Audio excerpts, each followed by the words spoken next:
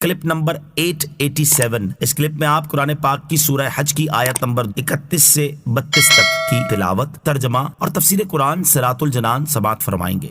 بسم اللہ الرحمن الرحیم۔ ترجمہ: اللہ کے نام سے شروع جو نہایت مہربان رحمت والا ہے۔ حنفاء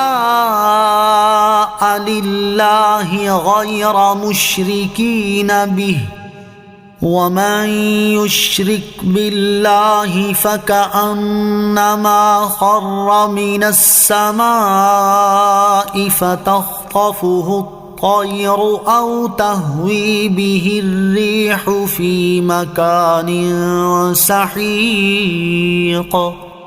ترجمہ: ایک اللہ کے لیے ہر باطل سے جدا ہو کر اور اس کے ساتھ کسی کو شریک نہ ٹھہراتے ہوئے بتوں سے دور رہو، اور جو اللہ کے ساتھ شرک کرے وہ گویا آسمان سے گر پڑا تو اسے پرندے اچک لے جاتے ہیں یا ہوا اسے کسی دور کی جگہ پھینک دیتی ہے۔ حنفاء للہ، ایک اللہ کے لیے ہر باطل سے جدا ہو کر، یعنی اے لوگو تم ایک اللہ تعالیٰ کی رضا کے لیے ہر باطل سے جدا ہو کر اور اس کے ساتھ کسی کو شریک نہ ٹھہراتے ہوئے بتوں کی گندگی سے دور رہو۔ وَمَن يُشْرِكْ بِاللَّهِ فَكَأَنَّمَا خَرَّ مِنَ السَّمَاءِ، اور جو اللہ کے ساتھ شرک کرے وہ گویا آسمان سے گر پڑا۔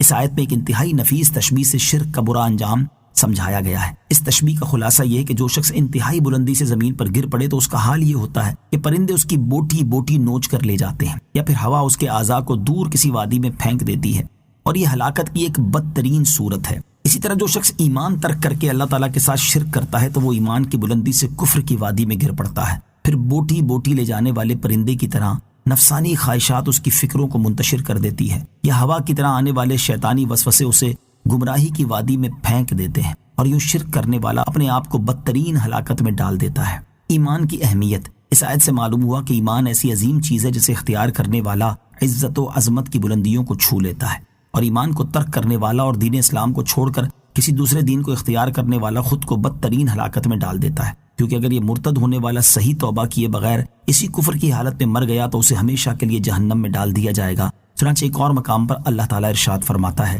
وَمَن يَرْتَدِدْ مِنكُمْ عَن دِينِهِ فَيَمُتْ وَهُوَ كَافِرٌ فَأُولَئِكَ حَبِطَتْ أَعْمَالُهُمْ فِي الدُّنْيَا وَالْآخِرَةِ وَأُولَئِكَ أَصْحَابُ النَّارِ هُمْ فِيهَا خَالِدُونَ۔ ترجمہ: اور تم میں جو کوئی اپنے دین سے مرتد ہو جائے پھر کافر ہی مر جائے تو ان لوگوں کے تمام اعمال دنیا و آخرت میں برباد ہو گئے، اور وہ دوزخ والے ہیں، وہ اس میں ہمیشہ رہیں گے۔ افسوس، فی زمانہ مسلمانوں میں ایمان کی قدر اور اہمیت کم ہوتی چلی جا رہی ہے، اور بعض مسلمان دنیا کا نفع، دنیا کی سہولت و آسائش اور دنیا کا مال و دولت حاصل کرنے کی خاطر اپنا ایمان ضائع کر دینے کی پرواہ بھی نہیں کرتے، اور چند ٹکوں کے لیے ایمان جیسی قیمتی ترین دولت لٹا دیتے ہیں۔ اللہ تعالیٰ تمام مسلمانوں کو عقل سلیم عطا فرمائے اور انہیں اپنے ایمان کی قدر اور اس کی اہمیت کو سمجھنے کی توفیق عطا فرمائے، آمین۔ ذَلِكَ وَمَن يُعَظِّمْ شَعَائِرَ اللَّهِ فَإِنَّهَا مِن تَقْوَى الْقُلُوبِ۔ ترجمہ: بات یوں ہی ہے، اور جو اللہ کی نشانیوں کی تعظیم کرے تو یہ دلوں کی پرہیزگاری سے ہے۔ وَمَن يُعَظِّمْ شَعَائِرَ اللَّهِ، اور جو اللہ کی نشانیوں کی تعظیم کرے۔ یہاں اللہ تعالیٰ کی نشانیوں سے کیا مراد ہے؟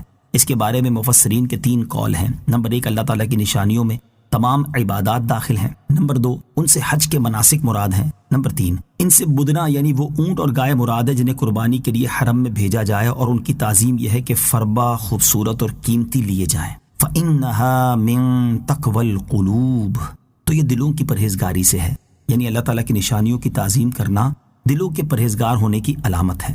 پرہیزگاری کا مرکز، اس آیت سے معلوم ہوا کہ دل پرہیزگاری کا مرکز ہے، اور جب دل میں تقویٰ و پرہیزگاری جم جائے گی تو اس کا اثر دیگر اعضاء میں خود ہی ظاہر ہو جائے گا۔ حضرت نعمان بن بشیر رضی اللہ تعالیٰ عنہ سے روایت ہے، حضور پرنور صلی اللہ تعالیٰ علیہ وسلم نے ارشاد فرمایا: حلال بھی ظاہر ہے اور حرام بھی ظاہر ہے، اور ان کے درمیان کچھ شبے والی چیزیں ہیں جنہیں بہت سے لوگ نہیں جانتے، تو جو شبہات سے بچے گا وہ اپنا دین اور اپنی آبرو بچا لے گا، اور جو شبہات میں پڑے گا وہ حرام میں مبتلا ہو جائے گا۔ جیسے جو چرواہا شاہی چراگاہ کے آس پاس چرائے تو قریب ہے کہ اس چراگاہ میں جانور چر لیں۔ آگاہ رہو کہ ہر بادشاہ کی چراگاہ ہوتی ہے، اور اللہ تعالیٰ کی مقرر کردہ چراگاہ اس کی حرام کردہ چیزیں ہیں۔ آگاہ رہو کہ جسم میں ایک گوشت کا ٹکڑا ہے، جب وہ ٹھیک ہو جائے تو سارا جسم ٹھیک ہو جاتا ہے، اور جب وہ بگڑ جائے تو پورا جسم بگڑ جاتا ہے۔ خبردار وہ دل ہے۔ امام محمد غزالی رحمۃ اللہ تعالی علیہ فرماتے ہیں دل بادشاہ کی طرح ہے، اور اس کا جو لشکر آنکھ سے دکھائی دیتا ہے وہ ہاتھ، پاؤں، آنکھ، زبان اور باقی تمام ظاہری و باطنی اعضاء ہیں۔ یہ تمام دل کے خادم اور اس کے قابو میں ہیں، وہی ان سب میں تصرف کرتا ہے اور انہیں ادھر ادھر پھیرتا ہے۔ وہ تمام اس کی اطاعت پر مجبور ہیں اور نہ اس سے اختلاف کرنے کی طاقت رکھتے ہیں، نہ اس سے سرکشی اختیار کر سکتے ہیں۔ جب وہ آنکھ کو کھلنے کا حکم دیتا ہے تو وہ کھل جاتی ہے، جب وہ پاؤں کو حرکت کرنے کا حکم دیتا ہے تو وہ حرکت کرتا ہے، اور جب وہ زبان کو بولنے کا حکم دیتا ہے تو وہ بولتی ہے، اور اسی طرح دیگر اعضاء کا معاملہ ہے۔ لہٰذا ہر مسلمان کو چاہیے کہ وہ اپنے دل کی اصلاح کی طرف بھرپور توجہ دے، کیونکہ اس کی اصلاح کے بغیر دیگر اعضاء کی اصلاح مشکل ترین